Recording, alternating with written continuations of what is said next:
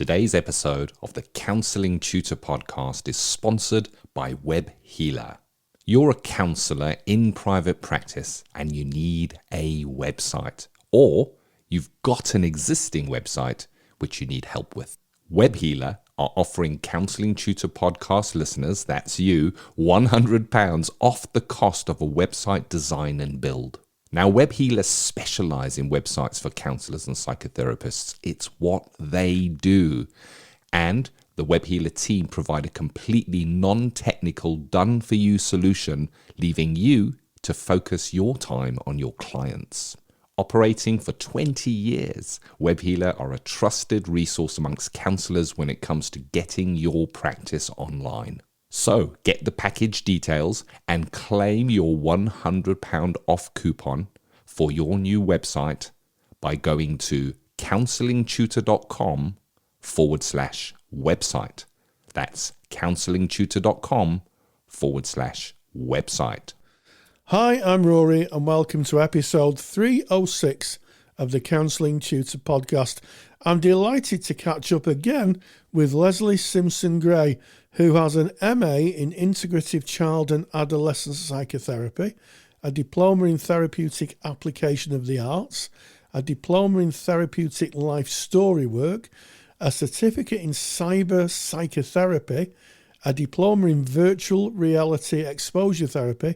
She's also a master's level graduate in racism and black issues in the therapeutic process, and also she studied in the Nubia Wellness and Healing African-centered child development from prenatal adolescence, raising the bar on cultural competency. Today, Lesley is going to talk to us about a lecture she has delivered for the Counsellor CPD Library on the topic of unmasking neurodivergence and ethnicity using digital tools. So with that said, it's over to you, Ken.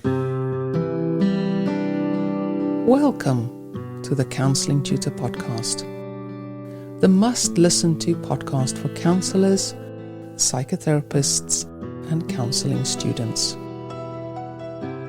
Here are your hosts, Rory Lee Oakes and Ken Kelly. We are so delighted you've joined us for episode 306 of the Counselling Tutor Podcast. My name is Ken. I'm here with Rory, and we are so glad that you've joined us for our 3 stops on the journey of counselling today, starting off with that ethical, sustainable practice, where we're going to be speaking about detecting suicidality, essential guides for counsellors, and something has changed that is really worth your attention on this, so stick around for that. We're going to then go on to Practice Matters.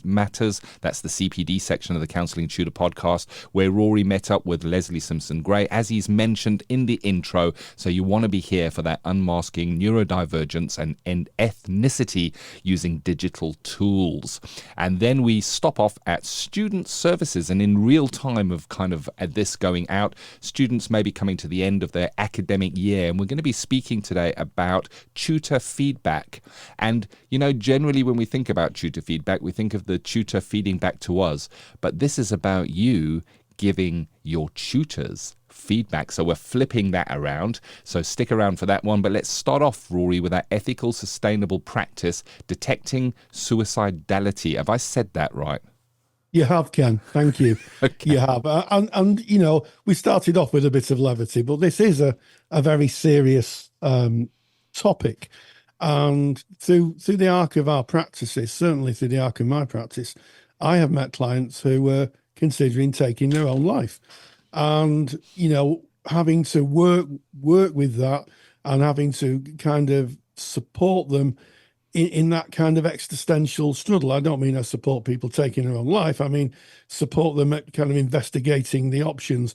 And one of the very interesting things that has come out recently regarding, you know, counsellors working with clients who may be thinking of taking their own life is that there's been a move away from what we call tool-based risk assessments. Now, I'm going to be really clear that right at the beginning of this, you know, if you're working as a practitioner, you should do some suicidal risk assessment training. You know, there's lots you can do, but I think it's essential. I did mine and many years ago, and I topped it up a few years ago. Really, really important because, you know, we're talking life and death here. But previously, what would have happened is that on intake forms, counsellors may very well have gone down a tick box route. In other words, they may have asked the clients a few questions and ticked a box, and some, things like PHQ-9, and done a weighted score and then come out with a result and said, well, it looks like you may be, there may be a risk there and it might take your own life. And sometimes it just kind of stops there. And what's happened is, certainly the medical profession has driven this. They've said, actually, that's really not good enough. What we need to do is we need to have a shift away from what we call prediction-based risk assessment towards an increased emphasis on therapeutic engagement. I'm quoting from the BACP Good Practice in Action Guide 126, which came out in April 2023. And what they're basically saying is that we have to engage with clients who may very well be thinking of taking their own life. It's not good enough to say, well, that's kind of their decision and we need to leave it with them. What we need to do is work with that within the therapeutic relationship. It really is a shift away from just doing a weighted score and saying, well, on the face of it, it looks like there's going to be some risk. It puts the onus on us as practitioners to do the work, to get ourselves skilled in working with clients who may be on the cusp of taking their own life, and to think about how we work with that. And it's quite a big piece of work because it actually links into supervision, and also, do we break confidentiality? It's quite a big piece of work and one that needs a lot of thinking about, Ken. Definitely. And back to CPD and training. You mentioned your CPD and training and topping that up again. And I think that's really important. You're mentioning that good practice guide as well. And that is CPD, kind of reading those documents that are provided by our ethical organizations. If you were a member of the Counsellor CPD library, we have a number of lectures on this very topic, and we also have some lectures on assessment as well. And it's really worth dipping in and just reminding yourself, we don't want to be caught short. It's always this preparation prior to something happening. We don't want to be in a situation where something comes up and we don't know what to do within the moment. So we prepare to be more robust within a situation. And you've mentioned, Rory, the over-reliance or solely relying on assessment tools. I mean, assessment tools are phenomenal. They really change so much in counselling and psychotherapy because they kind of put numbers behind the theories and they give us evidence that we can pull at the end of the day, but they're not foolproof. And when we're speaking about somebody potentially taking their own life, it's a really serious topic. With assessments, you might get a false positive, you may get a false negative that comes out from that. And I guess we need to think about the dynamic nature of a client presenting and how they may present. And if I'm thinking about this, I think it needs to be a more personalized and a holistic evaluation that would kind of touch onto frequent monitoring and following up and checking in with the client, detailed inquiry if we do kind of spot that there might be a risk area. And very important here is, I think, and we've spoken about this before, is contextual understanding the context of what has been brought. And I'll give an example of this. You may have a client who might say along the lines of, oh no, this is so horrible, I don't even want to live through this kind of experience that I'm going through at the moment. That does not necessarily mean, even though they've said those words, I do not want to live, does not necessarily mean they are considering taking their own life. It may be just contextual within that interaction. And it's about having that holistic evaluation, detailed inquiry, and checking the context that underlines that. And of course, frequent monitoring if we do recognize that there may be a risk there, Rory. Absolutely, Ken. And also, I think it's about conceptualizing the client's life, finding out the broader context of client's mental health, their life experience, what's going on for them. Because sometimes, and I've seen this, certainly with friends and people I've known, is that people go through a very, very difficult time in their lives. And one of the ways out of that difficult time is to take their own life. And it may be that once that time has passed, there would be no need for them to take their own life. And it's a kind of working with them in the difficulties they're having, maybe to help them see other options. Because once that time has passed, it may be that, and I've had friends who said that. They said, thank goodness that someone was there to support me, because if I hadn't have had that, I may have taken my own life. And actually now life's pretty good. It was just that situation. Yep. So I also think it's one of those very few times, Ken, where the social model, which is what we work in, it's counselling as a social model, has informed the medical model. Because I think a lot of therapists have been doing this for years. I think a lot of therapists haven't just been going down the tick box route. But I did read with interest when I was doing my research for this piece that there was still, this was driven from the National Institute for Clinical Excellence, which is a medical board that oversees good practice in the National Health Service. And it's really interesting that they've took a lot from the counselling psychotherapeutic world, talking about the relationship. And interestingly enough, I read a report the other day that some hospitals still weren't implementing this. So that some hospitals are actually lagging behind and still using kind of questionnaire-based, tool-based assessments. So, I think we need to pat ourselves on the back. I think that it goes to prove that the therapeutic relationship is everything within counselling. It doesn't matter what modality you have. It's the therapeutic relationship and sustaining that and supporting that client in what is, if someone's thinking of taking their own life, what a difficult time that is for someone. Just very, very difficult. Oh, wow. Yes. So powerful, Rory. I'm at a loss for words as I kind of just contemplate the weight of that. And also the privilege of being able to be there with somebody at that darkest moments. There are very few in life that get the opportunity to be in such a privileged position. But it is also requires us to kind of really be informed and on our game when we are in that privileged position, when we are supporting someone who is sharing those kind of thoughts and with us. And of course, you mentioning that it's about the relationship, and it is, and it's idiosyncratic, as we've said before. In other words, it's different with each individual that presents. One of the things that kind of triggered in my mind as we're talking about this, Rory, and I guess this keys into that personalization and understanding who that client is and doing CPD around your clients and their presentations and who they are. So, for example, if a person is neurodivergent, autistic, I'm going to go to autistic because that was where the research was done, and they suggest that they are thinking of ending their life. The statistical numbers suggest they are more likely to do it because of them being a neurodivergent individual. That's kind of what the numbers are saying. So again, it's looking who is this person and what is their life story and where are they at and how can I better understand that and work with that person. And we've spoken about the kind of the process of kind of identifying that, but of course we need to also focus very much on risk mitigation strategies. So when something does come up, maybe considering a collaborative approach to this and an involvement of support systems around that individual, Rory. Yeah, absolutely. And I think it speaks to the professionalization of therapy. We've now come of age as therapists. We're seen as professional people in our own right. And with that coming of age and being seen as professional people comes added responsibilities.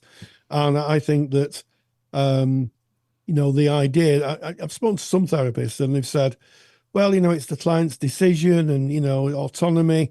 And I think that we need to balance that with what's in the moment and to support the client. I think this is where my thinking goes. Many years ago, I read a report from a coroner's court here in the UK of someone who had to appear in court. It was a therapist, and they were supporting a pregnant woman who was going through a very, very difficult time. And what happened was sadly the woman took her own life and therefore the child. Very, very, very sad, very tragic. And the coroner asked one question to the therapist: what training did you have on working with suicidal pregnant women? Yeah. And the answer was none. Yeah. And and I just wouldn't want to be that therapist. I just wouldn't want to be that person, because there's no, with something like this, there's no going back. There's nothing, you can't roll back and, and start again. So I would plead with anybody who's, either worried about talking about suicidal risk to clients or hasn't done any training, just lean into it. Please, please, please just lean into it. And, take the CPD, speak to your supervisor. Yes, it's a scary place to go as a therapist. No one wants to go to that dark place where you're standing on the precipice, literally with the clients as they're making decisions about their own life. But as I always say, the more you know, the less you fear. And by getting that CPD, by working with other professionals and being collaborative and helping yourself understand the best practice of working with clients in this situation, you're going to be the best you can be. And that's what we should be as therapists, the best we can be. Hear, hear, Rory. Resources and continuous learning, so important. We have created a resource. In fact, Rory has created a resource for you. It's one of Rory's super duper handouts, which contains the information we've spoken about today, but it also has some really useful reading and some organizations that you can look to for that continuing professional development as well. So if you want to get Rory's super duper handout, which is called Detecting and Assessing Suicidality Guidance for Qualified Counsellors, you can go to counsellingtutor.com, click on the podcast tab. It's episode 306. It's a free handout that you can take and kind of read over that and have a think about what you're doing in your practice. And as mentioned, if you are a member of the Counselling Tutor CPD library, log in, do a search. You're going to find we have a fair amount of information on this topic and on assessment as well. If you're not a member of the Counsellor CPD library, you're wondering what that's all about, just go to counsellingtutor.com.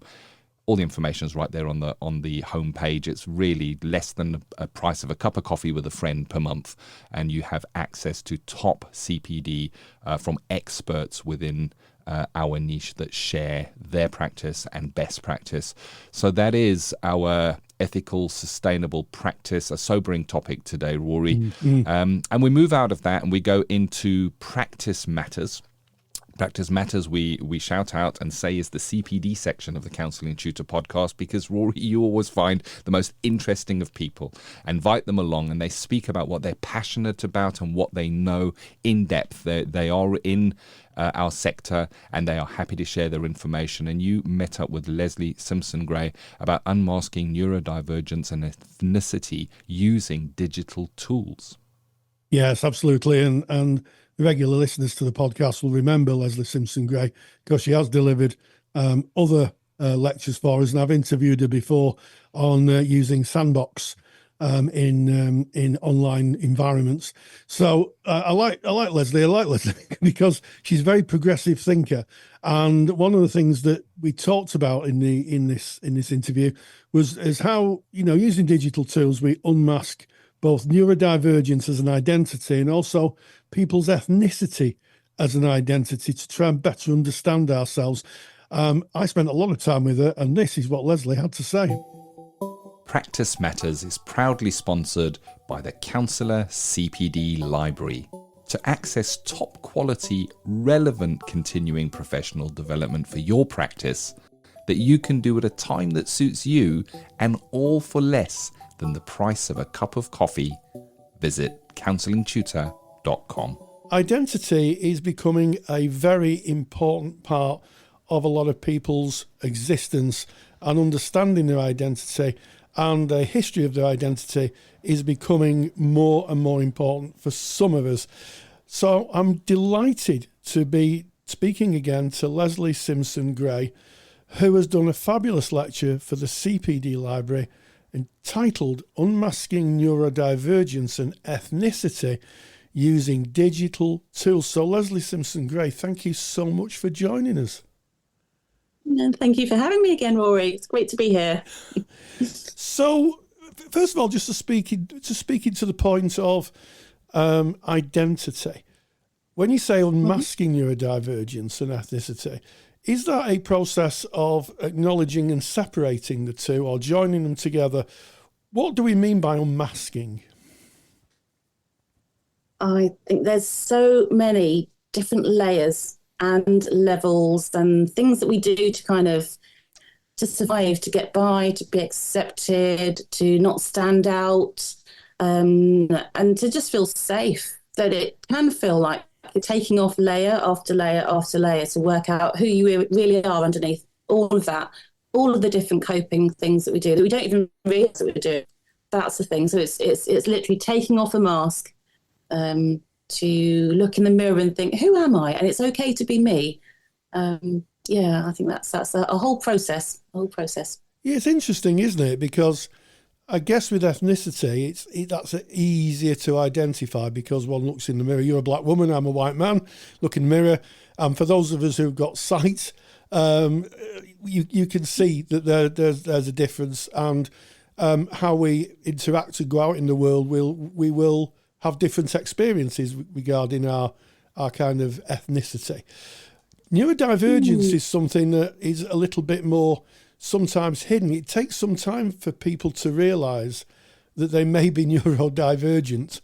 And, you know, does that take a little bit more unmasking? What sort of process is that?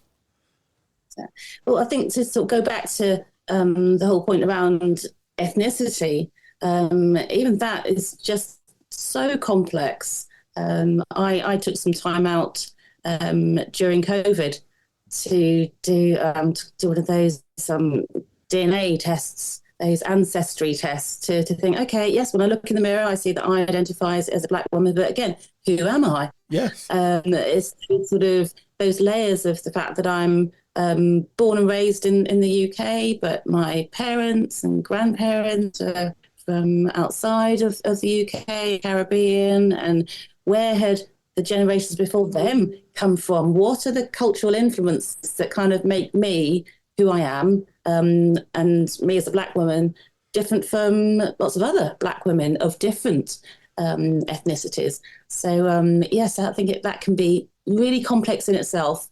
And then on top of that, looking at the experiences of the different ethnic groups, what's in our histories, what then shapes our whole perception about behaviour that just doesn't seem to fit in. Yes. And where we are at the time, and the communities and what's acceptable and not, and working out what is sheer weird because it's seen by a particular community in a certain way, as opposed to, well, we define that as autism, or we define that as ADHD, or we define that as sort of social anxiety, or we define that as just different traits.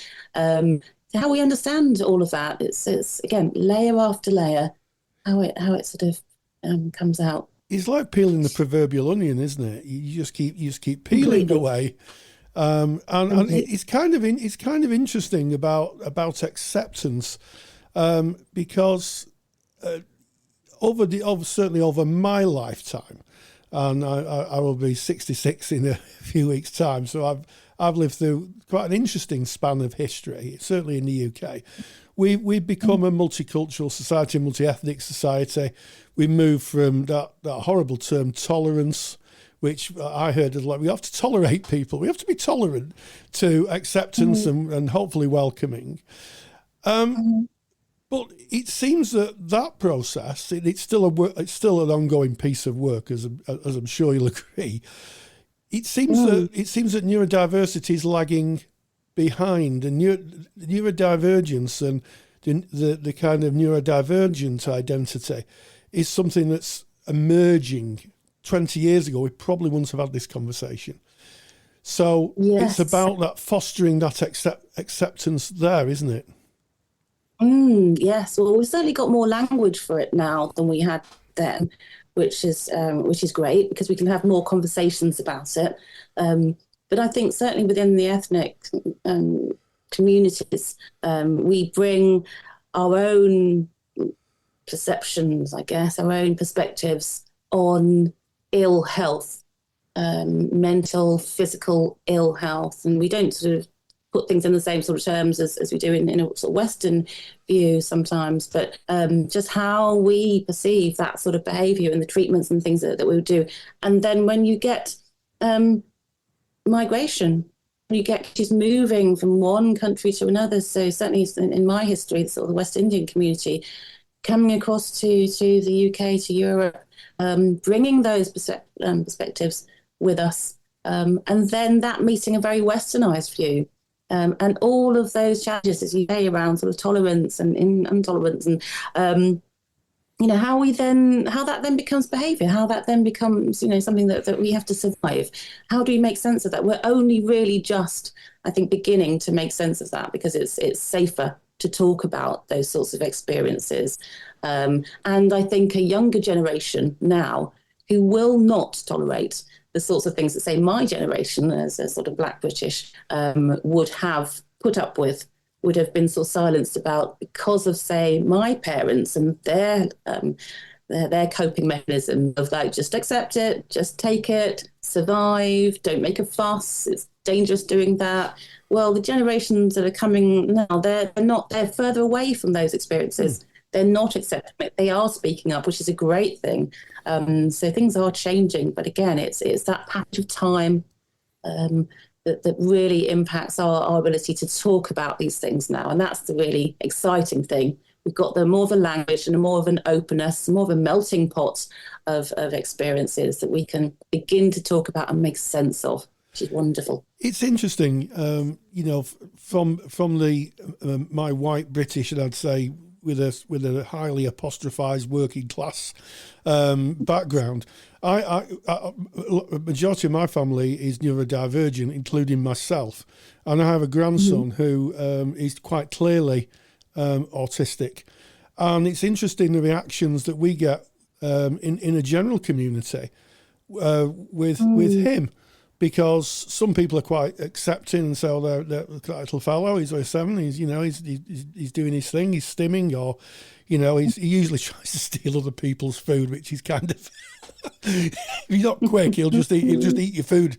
He'll just take it off your plate and put it in his mouth, because to him, he kind of thinks free food, and it's there,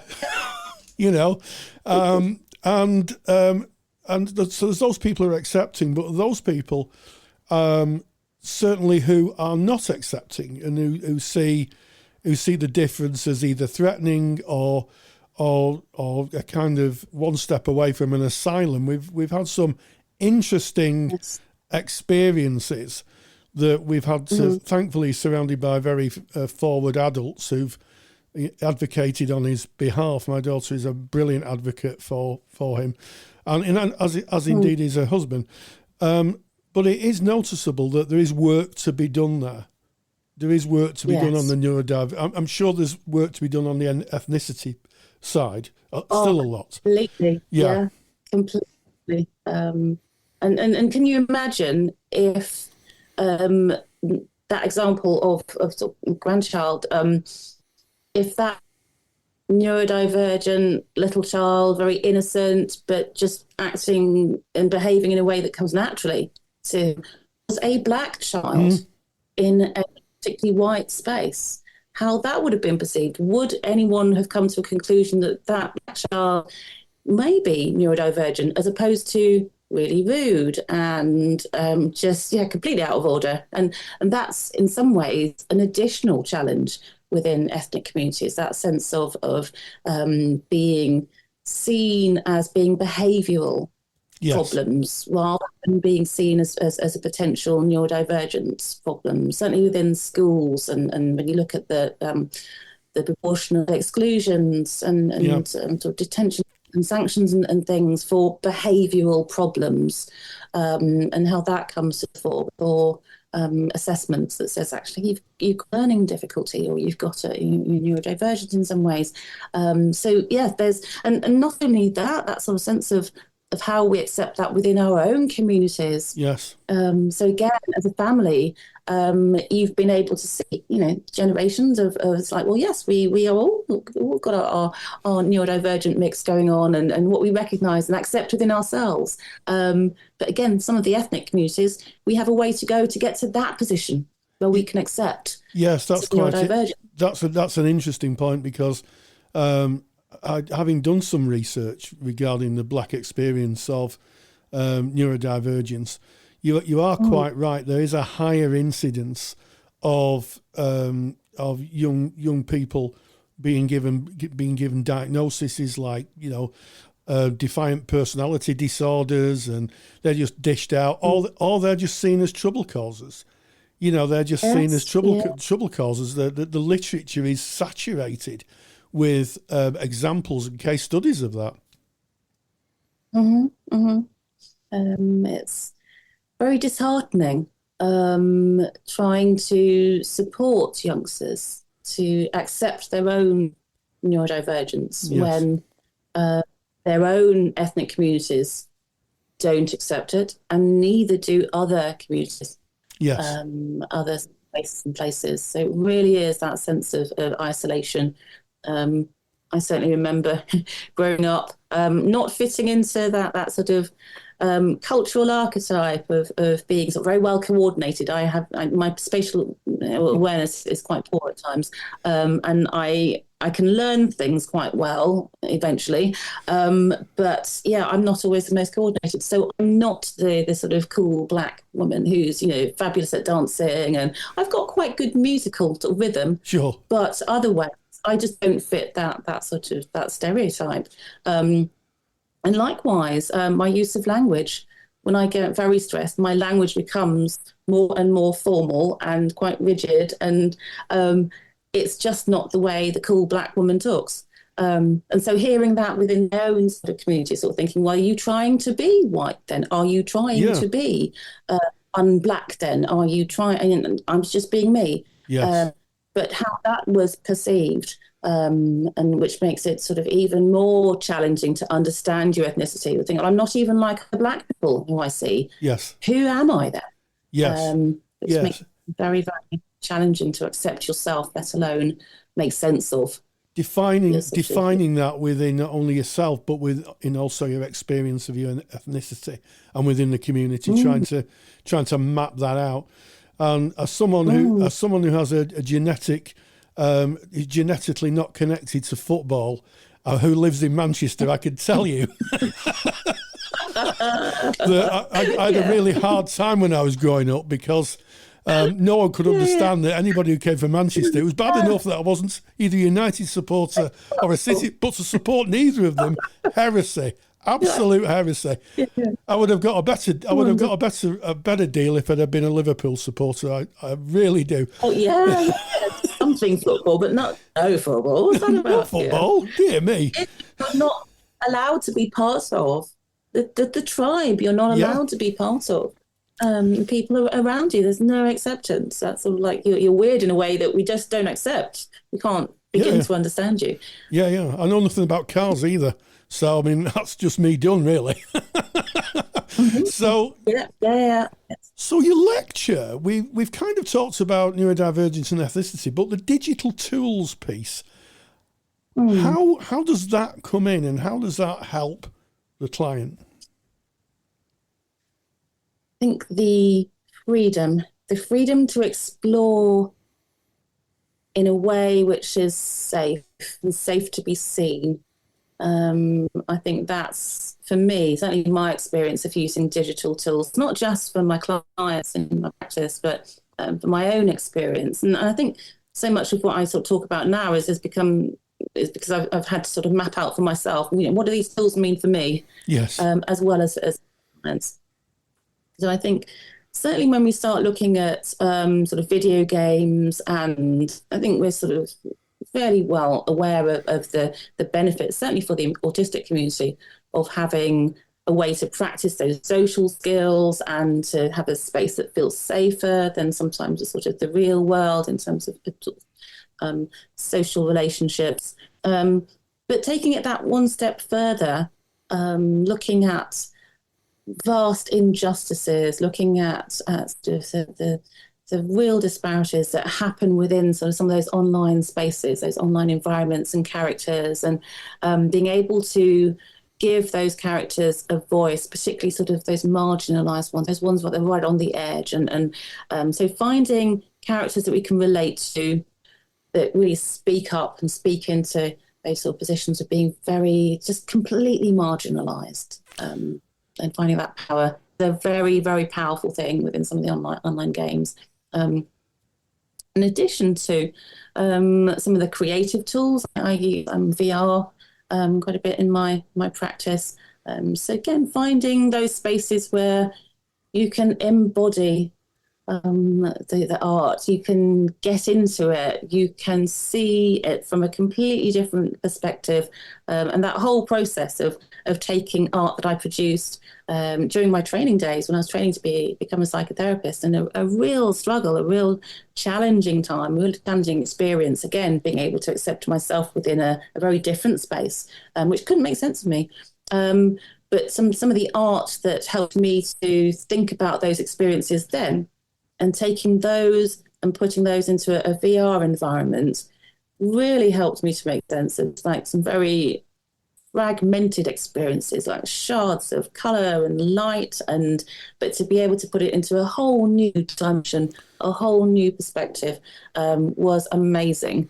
And I'm really excited about a whole field of hip hop therapy, music, movement, art, graffiti, done in a way that's very connecting online, using digital music, using ways of giving a language and a story and a voice to so many experiences. You see a whole generation of Black autistic youngsters using some very tried and tested methods, ways, culturally appropriate ways of using electronic music and dance and art to express their voice, their language, their way of seeing the world, their way of identifying, saying this is me in a culturally appropriate way, but in a way that helps you to see that and to join me. That's the thing. It's not just a protest thing that says, look, here I am, be afraid. Yeah. It says, I want you to join me in that language and in that place. So bringing those sorts of things into my practice, making those sorts of tools available as a way of healing, as a way of communicating an identity, and again, very appropriate, culturally appropriate way, is really exciting stuff. I'm just listening to you. I'm really knocked out by the kind of forward thinking of this. This is ploughing definitely the new ground. It's a very exciting for me development. And I think what I'm hearing is the contrary to the therapy we know, where the therapist invites the client into their space, with the virtual space, almost the client is inviting you into their space. Yeah, well, yeah, totally. Yeah, totally. And being able to see that together, it's really exciting working with more game developers and tool developers who recognize, well, if I put a certain environment in this digital space, in the virtual world, how do I know that it represents your view of the world? How do I know that even? It's what I can see. That's what I visualize. Yes. I put it here. What do you see and visualize? How does the world look like for you and your autistic self as well? Yes. So yes, you really begin to co-create that, and you take away the guesswork from, I wonder if this is what you're seeing, to like, yeah, we both see it now. It's wonderful. I like that, taking away the guesswork. We always talk about co-created relationships in therapy, but you never hear, I don't hear so often, co-created environments. And it sounds like, you're taking this one step further. You're co-creating a relationship, but you're co-creating the environment that it exists in. Yes, it's takes, I think, a lot of acceptance of ourselves to be able to then offer that to our clients, sense of what we know, but so that we don't know, that we're happy to sit with, happy to explore still or with, and in the workshop that I've just done, we talk about sort of safe crossing on sort of dangerous intersections. Sometimes it does feel very dangerous with so much traffic and so many different intersections and layers and history and things that we don't know. But can we sit with our clients in those very busy spaces? And help them to get to a place where it feels safe to cross and know what that experience feels like. Use those digital tools to sort of help us to both be in those spaces and to be supportive to our clients as they make sense of it all as well. So that's the challenge. The therapist harnessing their inner explorer to kind of act in face of known fears and to look at themselves and say, can I go into this co-created space, and how will I be in this co-created space? So it's a definite huge development on what I would call traditional therapeutic engagement. It really is. It sounds to me like an exciting series of developments, and the work you're doing is incredibly exciting. I wonder, just as a final question, what would you hope that people took away from the lecture that you gave us? I would hope that people get a sense of the real people that therapists are, that we have our journeys, our stories, our challenges. It's not been very long that it's been safe to even say I'm a neurodivergent professional who works to support mental health. That's changed. That's really exciting. So knowing that we are real people, and that the more real we can be for ourselves, the more we can accept and support and help our clients to be their real selves. I think it takes that courage to unmask ourselves and to be very genuine, to be able to help our clients do that. And it's a wonderful time to do that. We've got some amazing tools. So yes, jump in, give it a go and explore, but be yourself, and then fully embrace your clients on a journey to do that. That's what I'd hope people would take away. Well, Unmasking Neurodivergence and Ethnicity using digital tools is available in the Counsellor CPD library. Now it's a really important lecture, and one that really, as I said earlier in the interview, ploughs new ground. So it just really gives me the opportunity to say, Lesley Simpson-Gray, thank you so much for joining us. Massive thank you to our guest, Lesley Simpson-Gray, and to you, Rory, finding the right people, the right topics, and holding those interviews. So appreciate that. If you enjoyed what Lesley Simpson-Gray had to say and you want to see more of that topic, there is a lecture in the Counselling Tutor CPD library. And if you're not a member of that, just go to counsellingtutor.com. The information's there, or log in and you can have a look at that lecture. And there are, as Rory said in the intro to this interview, a number of lectures from Lesley Simpson-Gray, including one on working with Sandbox, which is interesting as well. Make sure you check that one out. So that is our Practice Matters. We now move on to Student Services. Student Services is sponsored by Counselling Skills Academy. Have you ever wondered if you're using counselling skills effectively? Confidentiality means we rarely see skills used by others, so it's no wonder that so many students say they lack confidence in their counselling skills. That's why I built Counselling Skills Academy. Counselling Skills Academy is an online course that you can do at your own pace. It will give you the skills competence and confidence to know that you're using your skills most effectively. You will see real counselling skills used by a counsellor in real life sessions, covering everything from how risk is assessed right through to working towards an appropriate ending. Visit counsellingskillsacademy.com to learn more and to claim your counselling tutor discount. That's counsellingskillsacademy.com.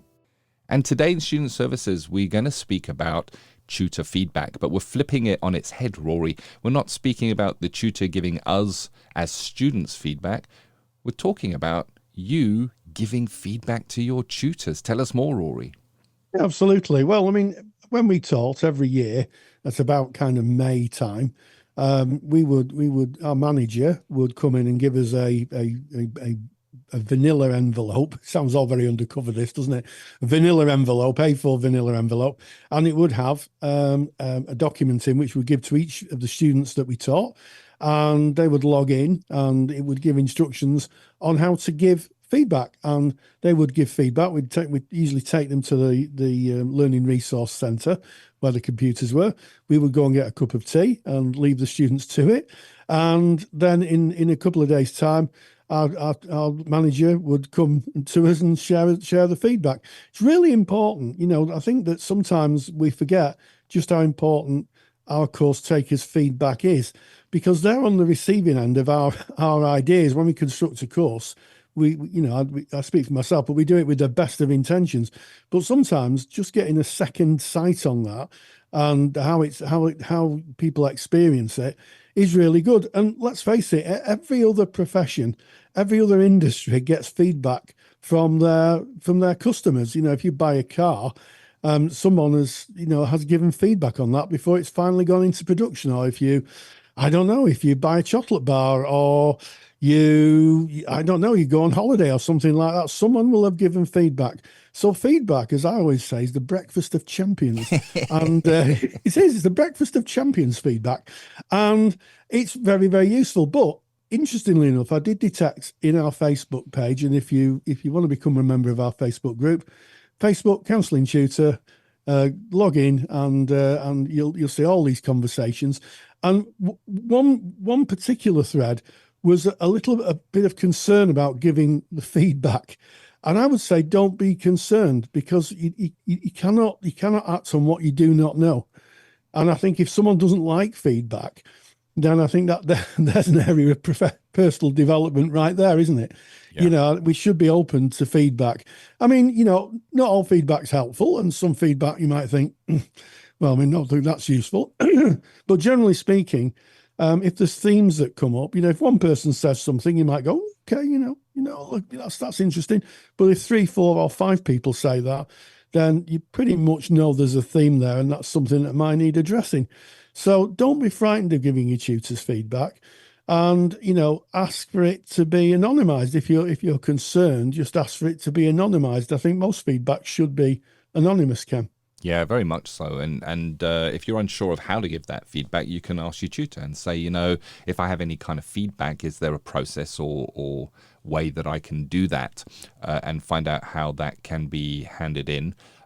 Just going back to what you started with, Rory, of the how helpful feedback is. So in Counselling Tutor, we build training. We build training for counsellors that are already qualified in specialist areas. So online and telephone working, becoming a clinical supervisor, trauma-informed practice. We're at the moment working on a training for neurodivergence. And one of the things we do is ask for feedback after every single session. Every session we ask for feedback, and all of that feedback is taken by our academic team, and they pore over that feedback, and they're looking for those themes. They're looking for what are a number of people kind of mentioning and saying that they would rather have. What are they saying that they like? What are they saying they don't like? What are we missing? And then our training is adapted according to that feedback. So our training is audience directed in that way, and good training should be. That's why a tutor should and probably would be open to feedback, because it only improves the learning outcomes at the end of the day. So it is useful, really, really useful, and should be welcomed. And most organizations should have a mechanism for you getting that feedback in. And I think back to being in offices and things like that, Rory, where you'd have a feedback box or a comments box where you could write something on a little paper and pop it in. That was one way. So it is a common way of asking for feedback.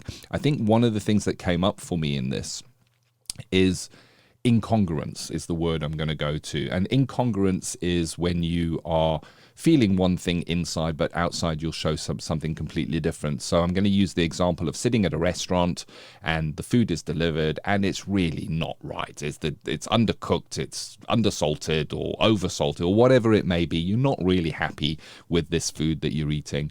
And a few moments later, somebody will breeze past the table and say, "Everything okay?"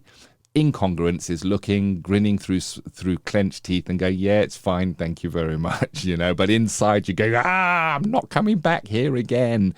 And I guess congruence comes with a little bit of courage where, if we're going to be giving feedback, it does require us to look inside, find that courage and be congruent and and kind of share how it really is for us. And as long as that is not kind of just giving feedback out to hurt somebody, you're doing it to help them to be able to help you or the rest of the group, then congruence is kind of sought in those moments, Rory. But it's challenging, isn't it, to give that kind of feedback, specifically if you feel a little bit nervous about it or wary. It is. There's always a power imbalance, I think, in training. And, I think that feedback does rebalance that to some extent, and also be thoughtful on the kind of feedback you give. Many years ago, when I worked in further education, we had a box on the wall, and it was the student feedback box. It looked like a letterbox, a very small letterbox, and students were encouraged to put a little piece of feedback on a piece of paper into the letterbox, and then every day we'd open it and see what was in. And one day we opened it and there was one piece of paper, so we all thought, this is terribly exciting, and we all opened it up and someone had written, and I quote, "Can you put a box on the wall for feedback?" Yes. Whoops. And while it was highly amusing, we all had a good belly laugh at that. It wasn't very useful. We spent a lot of time putting this up, and what we got was, we like a bit of humour. We all thought it was very, very funny. However, when you're giving feedback, constructive feedback, yes, using examples, for example, and also just maybe share a little bit of your own process with that, and just share what was going on for you. And I think certainly in education, students will always nod. In my experience, we say everybody got that, and students will nod, and that some of them are nodding and they haven't got it. And a good tutor will say, "Okay, well, just tell me a little bit about A, B, and C," and you test the level of knowledge. So I think that it's really important that when you do give feedback, it's constructive, and you give clear examples of maybe what went really well and what might be more useful. And that makes it so that when the tutor gets all the feedback, if everybody's done that, you've got a very, very clear roadmap of what you need to change. If you just give feedback and said, I didn't like that lesson, it was rubbish, then there's nothing to work with. There's nothing to work with. So you need to be precise and give quite granular examples, and that is useful. And tutors should thank you for it. Oh, very much so. And I think what you're doing there, Rory, is distinguishing between a complaint and feedback. That was a rubbish lesson. I didn't learn anything. That's a complaint. I'm complaining about that lesson. There is nothing useful other than, okay, that didn't work for that person. Within that kind of feedback is saying, I really liked today's lecture. I found it very interesting, but I found the PowerPoint's a little bit word heavy, and I could have done with a handout that had the main points on it. So you've said a positive, loved the topic. You've said what your challenge was, word heavy slide. And then you've said what would have matched for you, having a handout that had the main points on it. That is constructive feedback, because it gives the person delivering that in this hypothetical example, information of what works, what doesn't work, and what can be done to make a change for that. So just giving a negative does not work. And of course, when we're speaking about feedback, feedback is not always a negative process. Feedback can be, I really liked today's lecture. I loved how you used the video. I'd love to see more of those because it really keys into my learning style. That is 100% positive feedback, but it is still feedback that is useful to the person that is kind of receiving that. Absolutely. So if you get an opportunity to give feedback, now you know how to do it. And I actually reminded Ken that in our counselling study resource library, which is our library for students, we have a number of lectures on giving feedback. We do.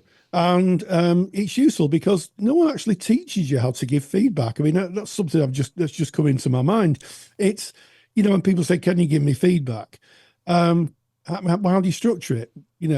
What is needed? Now, sometimes, certainly at the college, they would give very structured ways of giving it. They would ask specific questions.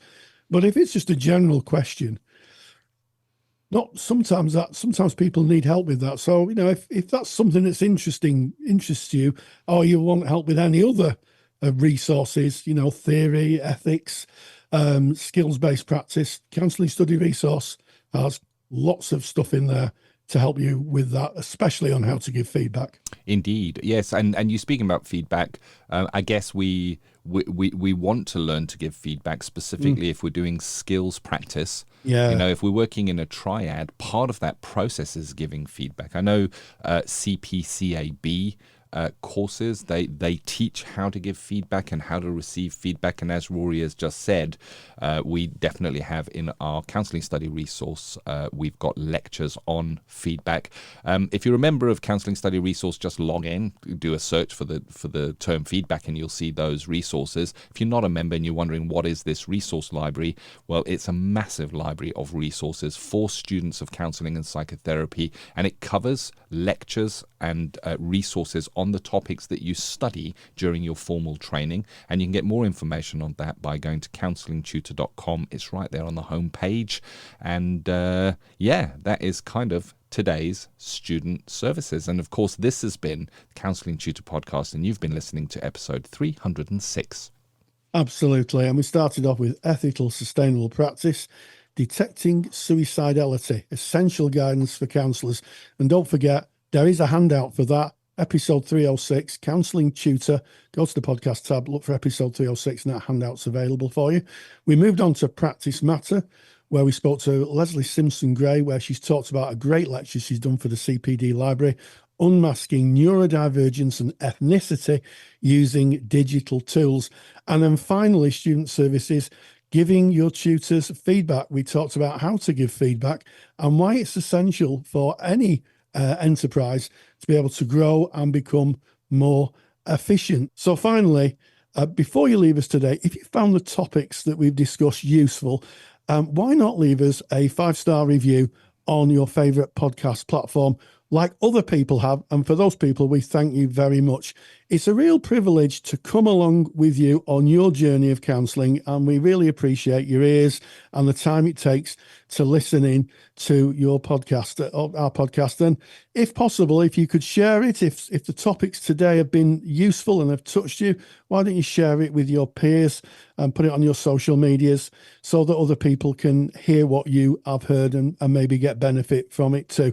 We're truly grateful to everybody who listens in. So until next time, stay grounded and stay safe. Take the stress out of your counselling studies and get the support of Rory and I by joining us in the Counselling Study Resource. See how Counselling Study Resource can help you. Visit counsellingtutor.com. That's counsellingtutor.com. Thank you for listening to the Counselling Tutor Podcast. Find the show notes for this episode by visiting counsellingtutor.com.